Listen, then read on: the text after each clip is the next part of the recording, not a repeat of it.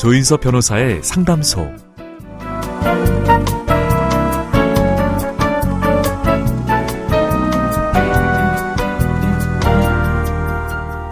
오프닝 건너뛰기, 온라인 동영상 서비스에서 제공하는 기능이죠. 이 기능을 쓰면 매회 반복되는 오프닝 타이틀을 볼 필요 없이 곧바로 본편을 볼 수 있습니다. 우리 일상에도 건너뛰기가 있다면 어떨까요? 그렇다면 괴롭고 마음 졸이는 일들도 한 번에 건너뛸 수 있을 텐데 말이죠. 매일매일 주어진 삶을 충실하게 겪어내는 모든 분들을 응원합니다. 조인섭 변호사의 상담소, 지금 바로 문을 열겠습니다.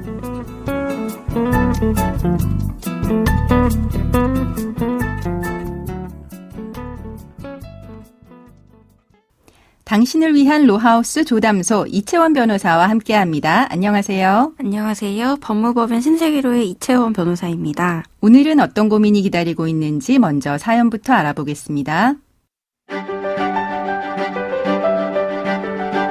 저와 남편은 결혼 10년 차로 서로 합의하에 아이를 낳지 않기로 했습니다. 하지만 시부모님은 아이 문제로 불만을 자주 드러내셨고 매번 만날 때마다 자리에 앉혀놓고 설득하려고 하셨습니다. 급기야는 아이를 갖고 싶다고 조르면 마다할 남편은 없다면서 애꿎은 제 탓을 하기도 하셨죠.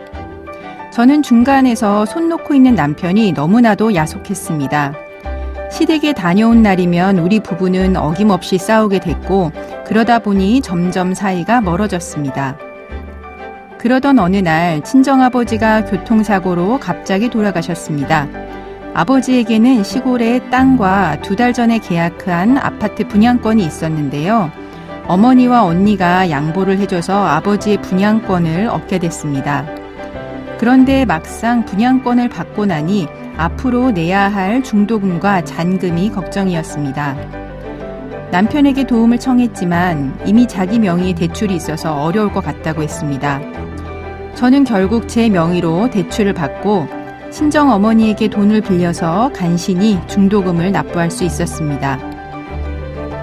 그 일을 계기로 남편과 사이가 더 안 좋아졌는데요.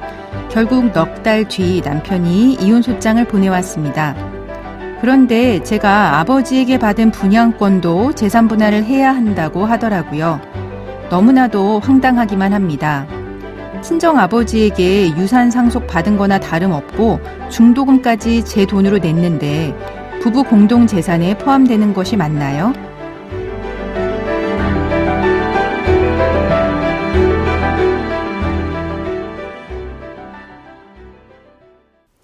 네, 우선 상속 문제부터 살펴봐야 되겠습니다. 사연을 보면 사연자분의 어머니와 언니가 돌아가신 아버지가 계약한 아파트 분양권을 이제 사연자분한테 양보해줬다라고 나오는데요. 이제 상속은 보통 상속자들이 상속 지분별로 나눠받는 거라고 생각을 하는데 이 아버지의 분양권 딸 한 사람한테 몰아주는 것 가능할까요?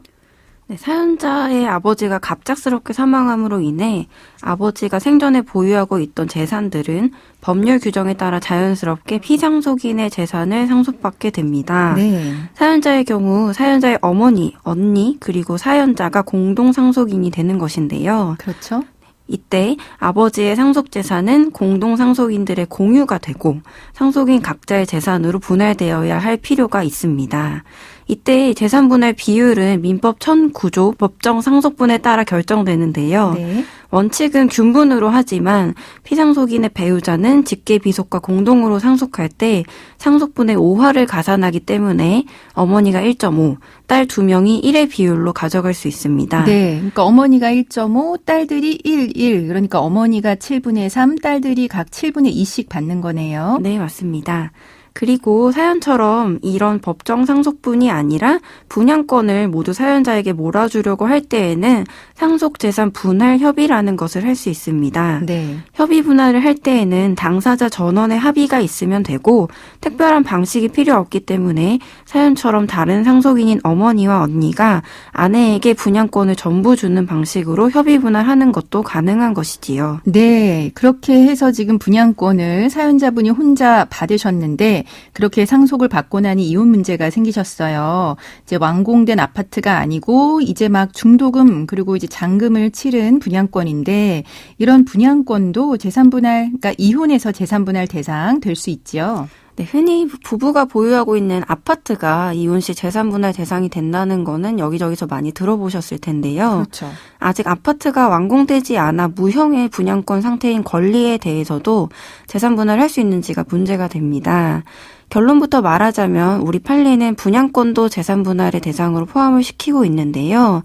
가액은 총 분양대금 중 기납부항 분양대금으로 하거나 총 분양대금을 적극재산으로 하되 남은 잔금을 소극재산에 넣어 계산하기도 합니다. 네.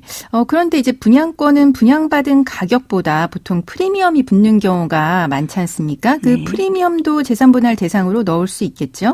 네, 분양권인 상태에서도 해당 아파트의 가치가 높아 프리미엄이 붙는 경우가 있는데요. 프리미엄은 공신력 있는 시세 형성으로 보기엔 좀 어려운 부분이 있어서 재산분할 대상으로 막바로 산입되기는 힘들지만 감정을 통해 프리미엄을 확인할 수 있다면 그 부분만큼도 재산분할 대상에 포함시킬 수 있습니다. 네. 그런데 이제 사연자분은 중도금과 잔금 혼자 다 냈다라고 하셨어요. 그리고 이거 상속받은 지 이제 거의 한 4개월만 그 정도만 지난 것 같은데 이 분양권 재산분할 대상이 들어갈까요? 부부 일방이 혼인 전부터 가진 고유 재산과 혼인 중에 자기 명의로 취득한 재산은 특유재산이라고 하여 원칙적으로 재산분할 대상이 되지 않습니다. 네. 따라서 사연자분께서 혼인 기간 중 단독으로 상속받은 분양권은 원칙적으로는 재산분할 대상이 되지 않지만 우리 판례는 예외적으로 다른 일방이 적극적으로 특유재산 유지에 협력하여 감소를 방지하였거나 증식에 협력하였다고 인정되는 경우에 한해 재산분할 대상이 될 수 있다고 보는데요. 네. 사연자의 경우 아내와 남편이 기존에도 이제 심한 갈등을 겪고 있었고 아내의 친정 아버지가 사망한 이후에도 이 갈등을 극복하지 못하고 이혼 소송을 하게 되었지요. 네, 그렇죠. 네, 게다가 사연자가 분양권을 받고 중도금과 잔금 지급을 위해 도움을 요청했지만 남편이 이를 전혀 도와주지 않았었거든요. 네. 결국 분양권을 상속받았을 때 이미 혼인이 파탄에 이른 상태였고 분양권을 받은 시기와 이혼 소송 제기 시점의 그 간격이 짧고 대출 거부 등까지 고려를 해보면 남편은 분양권이라는 특유 재산의 증식이나 유지에 협력하였다고 보기 어려워 결국 재산 분할을 받을 수 없을 것으로 예상됩니다. 네. 그리고 이제 마지막으로 사실 이 부분은 이 부분은 이제 임신 문제 때문에 갈등을 겪어서 이혼을 하게 되는 거 아니겠습니까? 네. 그 임신을 강요한 시부모님에게 파탄의 책임을 물어서 위자료 청구 가능할까요? 네, 민법에서도 배우자의 직계 존속으로부터 부당한 대우를 받은 경우가 이혼 사유로 명시되어 있기도 하고 임신 강요로 인한 갈등이 지속되어 혼인이 파탄되었다면 이혼을 하면서 시부모님께 함께 위자료를 청구하는 방법도 가능합니다. 네, 근데 이제 극히 심히 부당한 대우여야 한다. 네. 그 부분이 좀 문제긴 하겠죠. 지금까지 상담 내용을 정리하면 사연자분은 친정아버지가 돌아가신 뒤 아파트 분양권을 상속받으셨습니다. 사연자분처럼 모든 상속인이 합의가 된다면 특정 상속인에게 특정 재산을 몰아줄 수 있고요. 이렇게 혼인 중 단독으로 받은 이제 분양권은 이혼할 때 재산분할 대상이 될 수는 있지만 사연자분의 경우는 남편이 함께 돈을 내거나 도움을 준 게 없고 상속받은 지 아주 짧은 시간만 지났기 때문에 재산분할 대상에서 제외될 것 같다라고 하는 이야기 해주셨습니다. 지금까지 이채원 변호사와 함께했습니다. 네, 감사합니다. 조인섭 변호사의 상담소 유튜브를 통해서 다시 듣기 하실 수 있습니다. 궁금한 점이 있거나 건의할 사항이 있으시면 댓글을 달아주세요.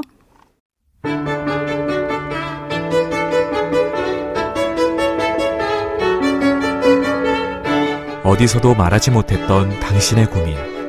지금 해결해드립니다. 조인섭 변호사의 상담소.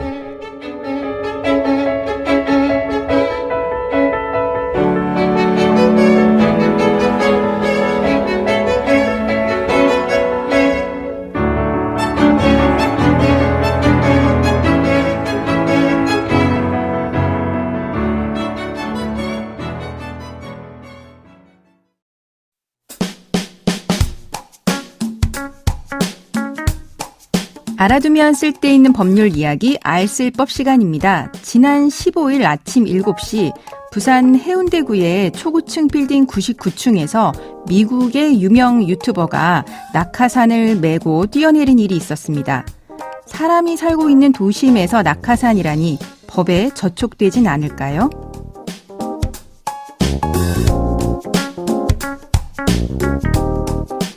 이 미국인 유튜버는 낙하산 활강을 계획하고 들어와서 부산에 사흘 정도 머물다가 계획을 실행한 뒤 곧바로 출국한 것으로 파악되고 있습니다.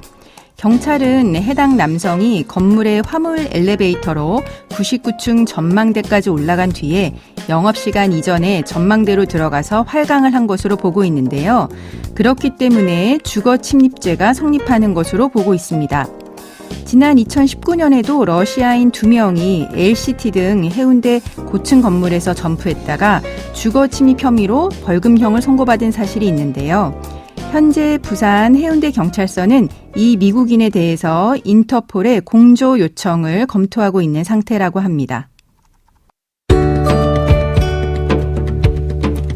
조인섭 변호사의 상담소 조담소는 언제나 당신과 함께합니다. 끝곡으로 잔나비의 초록을 거머쥔 우리는 들려드리면서 저는 이만 인사드립니다. 지금까지 로이어 조인섭이었습니다.